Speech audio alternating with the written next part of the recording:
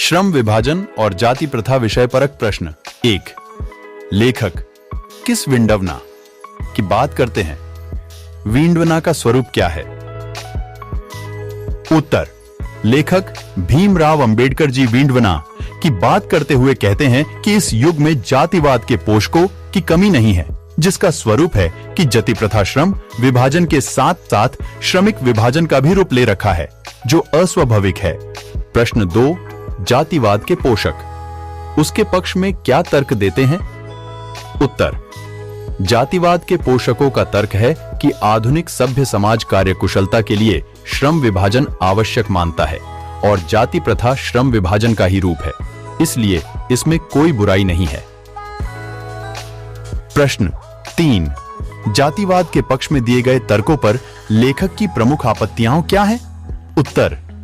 जातिवाद के पक्ष में दिए गए तर्क पर लेखक के प्रमुख आपत्तियां इस प्रकार हैं कि जाति प्रथा श्रम विभाजन का रूप ले लिया है और किसी सभ्य समाज में श्रम विभाजन व्यवस्था श्रमिकों के विभिन्न पहलुओं में अस्वाभाविक विभाजन नहीं करता है।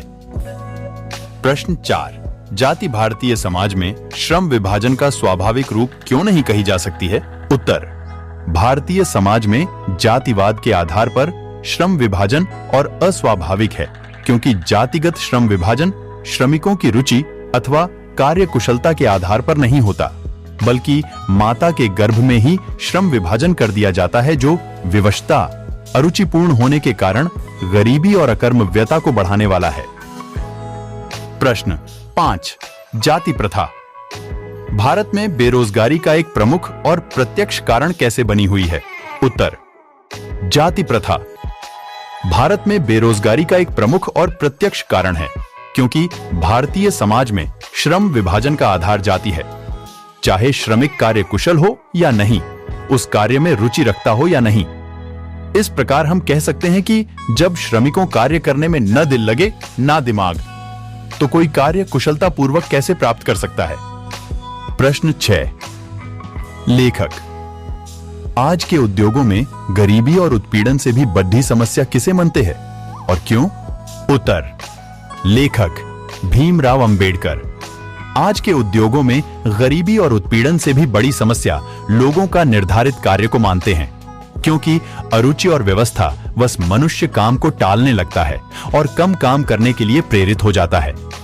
ऐसी स्थिति में जहां काम करने में न दिल लगे न दिमाग, तो कोई कुशलता कैसे प्राप्त कर सकता है? प्रश्न 7। लेखक ने पाठ के किन पहलुओं में जाति प्रथा को एक हानिकारक प्रथा के रूप में दिखाया है? उत्तर। लेखक ने पाठ के विभिन्न पहलुओं में जाति प्रथा को एक हानिकारक प्रथा के रूप में दिखाया है, जो इस प्रकार है: अस्वाभाविक श्रम विभाजन, बढ़ती बेरोजगारी, अरुचि और व्यवस्था में श्रम का चुनाव, गतिशील एवं आदर्श समाज तथा वास्तविक लोकतंत्र का स्वरूप आदि। 8। सच्चे लोकतंत्र की स्थापना के लिए लेखक ने किन विशेषताओं को आवश्यक माना है? उत्तर। सच्चे लोकतंत्र की स्थापना के लिए लेखक अनेक विशेषताओं को आवश्यक माना है।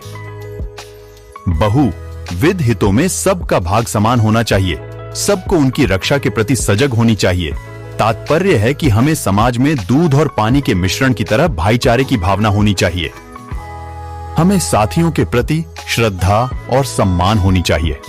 प्रश्न 9। बत श्रम विभाजन और जाति प्रथा पाठ का सारांश लिखें।